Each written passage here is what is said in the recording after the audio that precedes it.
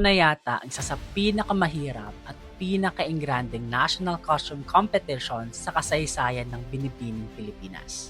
Dahil halos lahat ng kandidata may win piece. Pwedeng mag-best in national costume. May mga costume na napakaganda ng concept, world-class ang execution, at talagang pinagmamalaki ang kulturang Pilipino. Kagabi inanunsyo ang top 10 best in national costume. Pero aminin natin mga pin, may mga natuwa, pero may mga fans ding nagulat at nadismaya sa mga hindi nakapasok. At heto ang official na top 10. Kasali dito sina Iloilo, San Jose Occidental Mindoro, Pampanga, Cavite Province, Tanza Cavite, Caluya Antique, Tarlac Province, Bicol Region, Dasmariñas Cavite, at Aklan.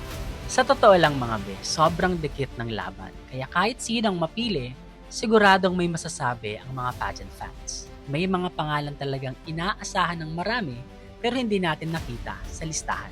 Pero hindi pa dito nagtatapos ang laban dahil bukas na ang online voting para sa National Costume Competition at ang top 10 finalist lang ang qualified. At ang top 5 na makakakuha ng pinakamaraming combined reactions at public shares ang i-aanunsyo sa Grand Coronation Night on July 18, 2026. Kaya ngayon mga be, gusto kong marinig ang opinion niyo. Agree ba kayo sa naging top 10? O sino ang pinakamalaking na snub na para sa inyo ay dapat talagang sanang nakapasok?